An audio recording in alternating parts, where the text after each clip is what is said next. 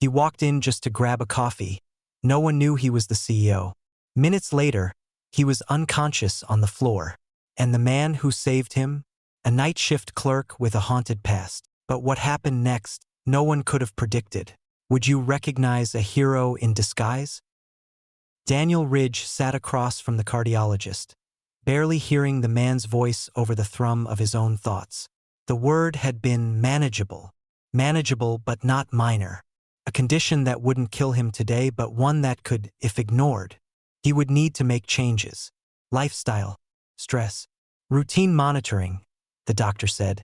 But what shook Daniel wasn't the risk of dying. It was something colder, heavier. The realization that he'd been so busy building his empire, he hadn't considered what it stood for. He nodded, stood, shook hands, and walked out of the clinic in silence. Outside, Chicago was humming with late-morning traffic. Indifferent to the man who owned dozens of gas stations and couldn't name a single cashier by face. Back in his office, Daniel ignored the blinking lights on the intercom. Executives wanted updates. Daniel didn't answer. He opened a drawer, pulled out a plain notebook and wrote one sentence. What kind of legacy do I leave behind, if no one misses me when I'm gone? That night, he packed a duffel bag, left the Rolex in the drawer, swapped his pressed slacks for jeans and a windbreaker, rented a truck under a different name. This time, he wouldn't need a driver or an assistant. He told his secretary he was going off-grid to think about the next phase of the company. That much was true. What he didn't say was that he intended to see his own empire the way others did, from the ground. 3 days into his trip, Daniel had visited 7 locations. A few were clean, efficient, friendly. Others? Disconnected. Workers disengaged. Supplies running low. Cameras broken.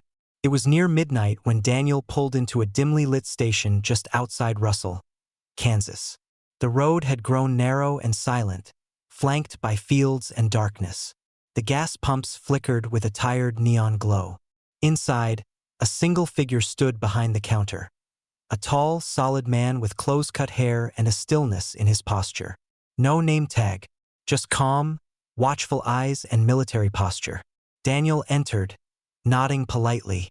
"Long shift?" he asked. The man barely looked up. "Graveyard's always quiet. You passing through?" "Yeah," Daniel replied, walking toward the coffee machine. "Needed a refill and a break from the wheel. Bathrooms down the hall. Coffee's fresh." Daniel poured himself a cup. It was strong, better than most. He wandered the aisles, observing the shelves. Neat, stocked, organized with almost military precision. Everything had its place. He took a granola bar to the counter. "You keep this place in shape."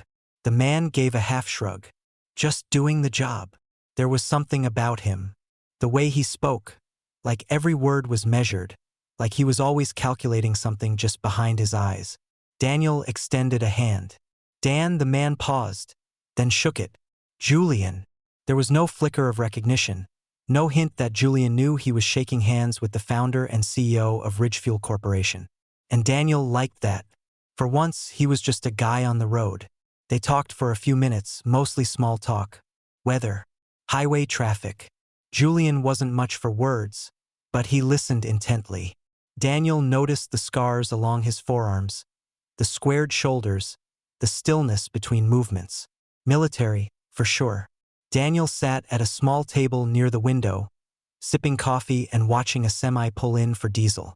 A sense of fatigue crept into his chest. Not exhaustion, something sharper. His breath hitched. He blinked hard, set the cup down, and pressed his palm to his chest. Julian noticed immediately. "You okay?" he asked, stepping from behind the counter. Daniel tried to wave him off. "Just tired." But then the dizziness hit. His vision blurred. He slumped forward, knocking the coffee onto the floor. Julian was there in seconds. His voice shifted, calm, commanding. "Sir? Can you hear me?" Daniel couldn't answer. His pulse hammered.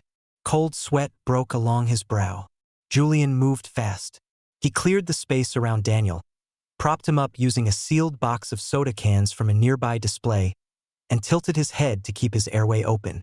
From behind the counter, he grabbed a plastic straw, tape, a sealed water bottle, anything clean, anything useful. He tore open a first aid kit, found gloves, gauze, antiseptic wipes. His movements were surgical, methodical. This wasn't guessing. This was training. He checked Daniel's pulse. Too fast. Breathing. Shallow. Not good. Julian reached for the cordless phone. 911. Male, early 60s. Suspected cardiac event. Conscious but unstable. Gas station off Route 281 near Russell. Tell EMS he's going to need oxygen and cardiac monitoring on arrival. Behind him, the young part-time clerk, Cam, had come out from the stockroom, eyes wide. What's happening? Get blankets, Julian ordered. Now. Cam froze. Move, Julian barked, and the kid ran. Minutes passed. Julian never left Daniel's side. He adjusted Daniel's position, kept talking to him, watching for signs of shock. He used hand sanitizer, gauze, anything to keep Daniel stabilized and warm. Every few seconds, he rechecked vitals and scanned for changes. His expression never flinched, but inside, old ghosts stirred. Sirens approached. Red lights splashed across the glass. Julian stood back only when paramedics entered, handing off the situation with precise, calm directions. As they loaded Daniel onto a stretcher, one EMT looked at Julian and asked, "You a medic?" "Used to be," he replied, stepping away. Outside, the Kansas wind howled across the lot. Julian watched the ambulance disappear into the dark, his hands still trembling slightly. He picked up the crumpled gauze wrappers, the stained coffee cup, the fallen receipt roll, and began cleaning the store in silence. Back inside the ambulance, Daniel Ridge drifted in and out of consciousness, the faces around him blurry. But one thing stayed clear in his mind, the voice of the man who hadn't hesitated. Not for a second. The store was quiet again.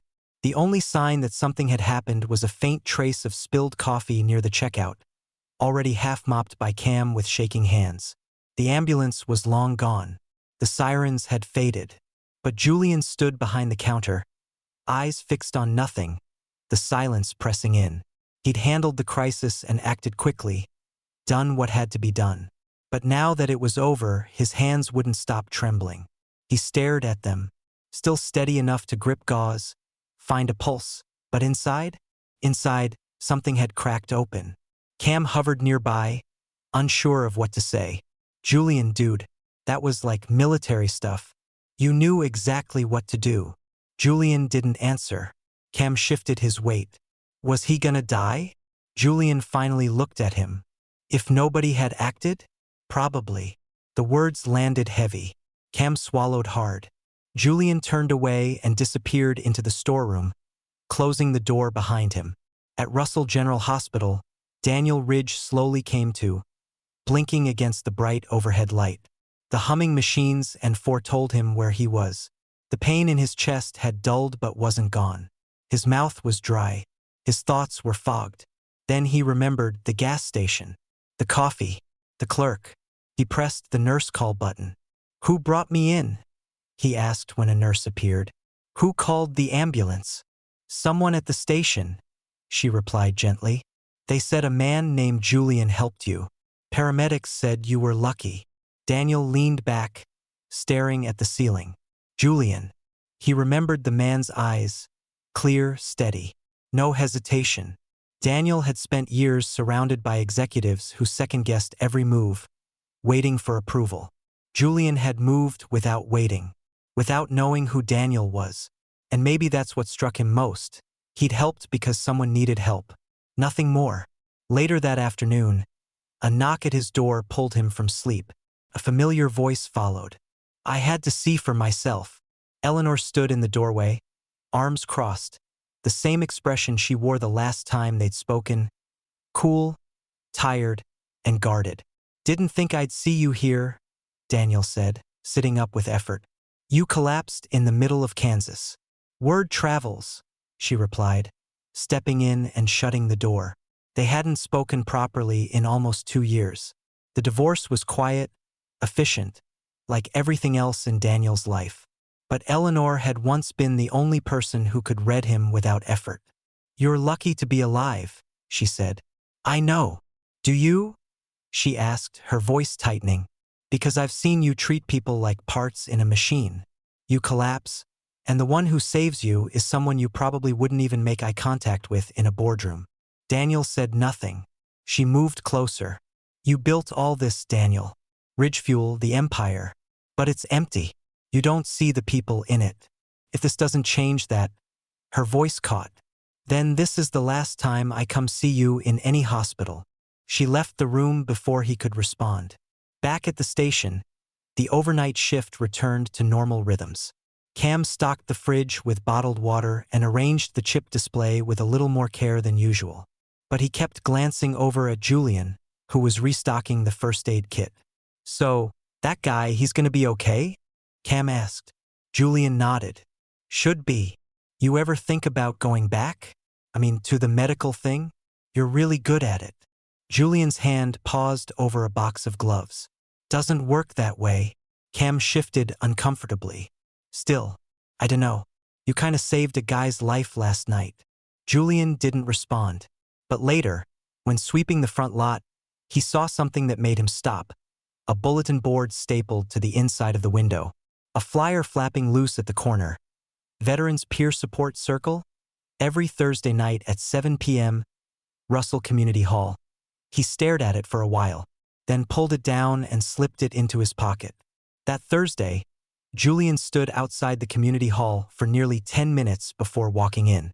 The room was plain. Folding chairs, weak coffee, a circle of people quietly talking. Some wore service caps.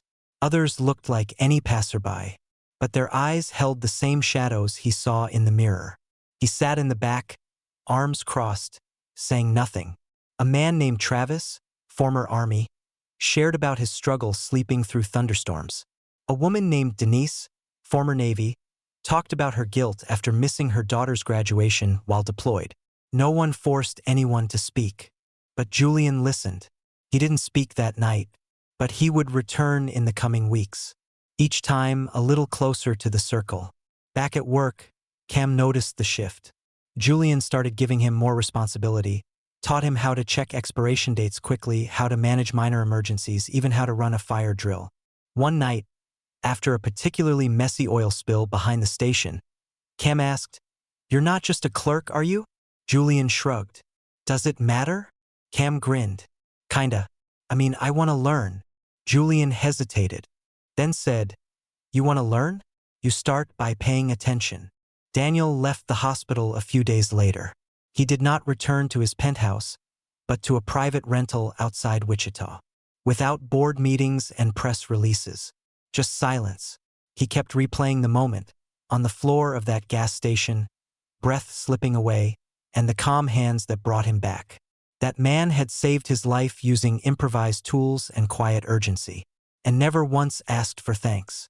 Daniel opened his notebook again. This time, he didn't write about legacy. He wrote one word: Julian. Daniel Ridge stared out the window of his rental home on the outskirts of Wichita. The wind moved slow over the open plains, and the quiet inside the house felt cavernous. For a man who'd spent his life building systems, schedules, and structures, this stillness was foreign. But his thoughts were anything but still. It wasn't just gratitude now, but something deeper. He'd built a company with thousands of employees. Yet in his moment of crisis, it was a stranger who saved him. And that stranger had done it without pause or payment. Daniel turned to his laptop. He hesitated for a beat, then opened a secure line to his head of internal operations. "I need a background check," he said. "Discreet. A man named Julian Summers. Works night shift at the Russell, Kansas station." "Problem?" the exec asked. "No," Daniel replied. "He saved my life." The file came back 3 days later. It was thicker than expected.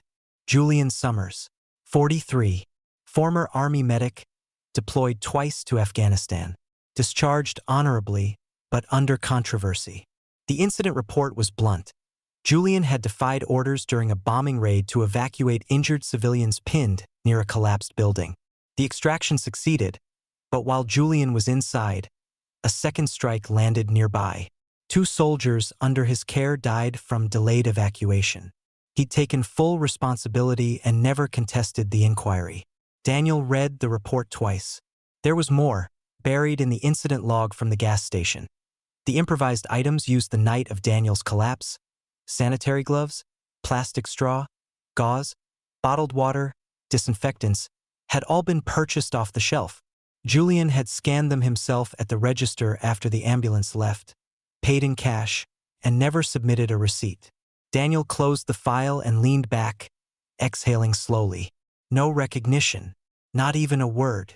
Julian folded his arms as he stood outside the community hall. The meeting inside was already underway, muffled voices spilling through the cheap door.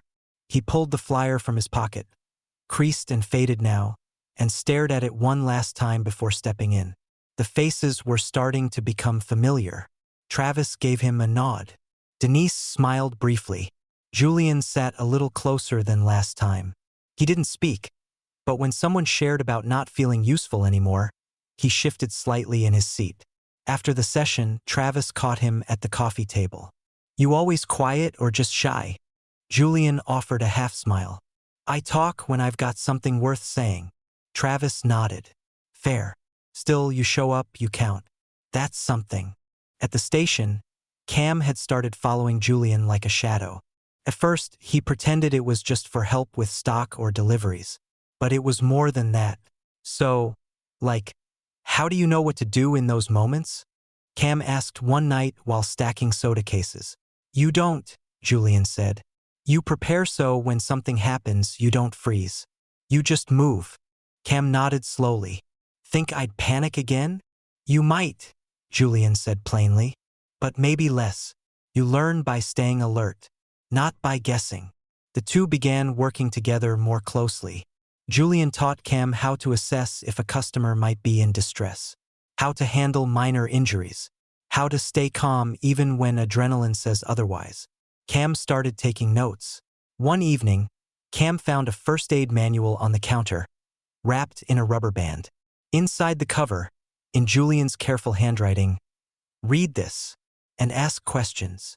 On a cold Tuesday night, just before shift change, headlights swept across the station lot.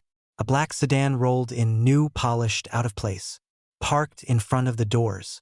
Julian didn't recognize the driver at first, until Daniel Ridge stepped out. This time, no windbreaker, no baseball cap, just a black wool coat and eyes that looked heavier than they had a week ago. Julian stiffened behind the counter. Daniel stepped inside and met his gaze. "Mind if we talk?" Julian nodded slowly. "Cam, take your break," he said over his shoulder. They moved to a quiet corner near the freezer. "I owe you more than I can say," Daniel began. "But that's not why I'm here." Julian said nothing. "I had to learn who you were," Daniel continued. "I read your file. Afghanistan. What happened. What you did." Julian's jaw tightened. "That was a long time ago." "I know. And yet, when I needed someone, you stepped forward, no hesitation. You acted when most people would have looked away. And then you paid for the tools that saved my life, without saying a word." "I don't need anything from you," Julian said. "I know that too," Daniel said gently. "But I think maybe I need something from you." That caught Julian's attention. Daniel took a breath. "I want to start a new training and safety initiative across the company. Real preparation, especially for locations in remote areas. I want to make our stores safer, more human. I want veterans involved. I want someone who knows what it means to lead without asking for permission. I want you to run it. When it mattered, you didn't ask who I was. You just helped." Julian stared at the floor for a long moment, then lifted his eyes. "I'll think about it." Daniel nodded. "That's all I ask." He turned to leave, but just before the door closed behind him, he said, "Julian." "Yeah. Thank you." Julian didn't answer, but this time his hands were steady. Julian never thought he'd wear a lanyard again. But there it was, his name printed neatly beneath a small Ridgefuel logo, clipped to his chest as he stood in a modest training room at the regional HQ in Topeka. Around him sat 12 employees from stations across Kansas and Missouri. Some young, some older, 2 of them veterans. They listened as he demonstrated how to respond to an airway obstruction using improvised materials. His voice, though quiet, carried weight. Every word was deliberate. He believed in what he was saying. Julian wasn't surviving a shift. He was building something. Outside the room, the hallway buzzed with new hires and department staff. Julian had moved into a small apartment nearby, walking distance from the HQ. No more night shifts. No more quiet exile. He missed the solitude sometimes, but not the silence. Daniel had kept his word. The program was real. A new initiative that trained frontline clerks in emergency response, conflict de-escalation, and trauma awareness. It wasn't about turning them into medics. It was about making them feel capable, responsible, connected. Julian had written the curriculum himself, drawing from field manuals, hospital experience, and his own lessons in both failure and instinct. Once a week, he led sessions in person.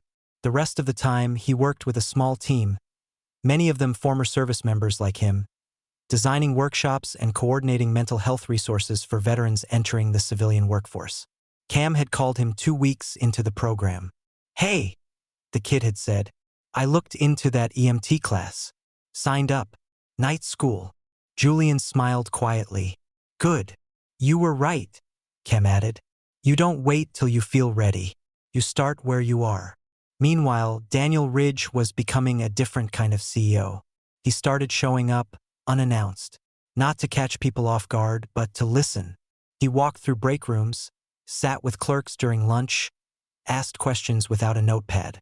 In one station near Tulsa, he met a woman named Stephanie, a former foster youth who now managed a full team. He asked her what she needed. She said, "Someone who believes second chances aren't just branding." He took that phrase to heart. Hiring policies shifted. The company began actively recruiting veterans and individuals with difficult pasts, incarceration, addiction recovery, even homelessness, pairing them with mentors. Julian helped build the structure. Daniel funded it fully. Eleanor noticed. Their conversations were still cautious, but they were real. When Daniel admitted that Julian's actions had shaken something loose in him, made him realize how far he'd drifted from purpose, she didn't respond right away. But the next day, she sent him a photo of their son from college, with a note, "Still time to be someone he looks up to." One Tuesday afternoon, Julian was reviewing CPR protocol updates when the receptionist knocked lightly. "There's someone here to see you," she said. "A young woman. Says her name's Emily." Julian stood so fast he knocked over a folder. She was waiting just outside the door.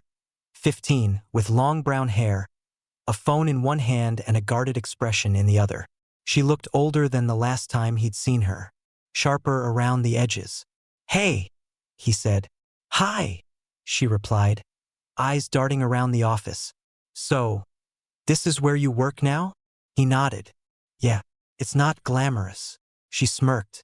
"Neither is my chemistry class." He gestured toward the training room. "Want to see?" She followed him in, quiet, scanning the room filled with CPR mannequins, first aid kits, and stacks of printed guides. "You teach people all this?" she asked. "Yeah, try to." Emily picked up a laminated guide and flipped through it. "They listen." Julian looked at her. "They do." She didn't say much else. But before leaving, she hugged him. Briefly, tightly. He hugged her back, careful not to say too much. Some things didn't need words. Weeks later, the Kansas City station had settled into a quiet rhythm again. The new floors still smelled of polish. The vending machine had been replaced, and the humming lights above the counter no longer flickered. Julian stood behind the register counting change when Daniel walked in. Just a worn navy jacket and a to-go cup in hand. Julian looked up. "Didn't think you were still doing site visits." Daniel gave a half shrug.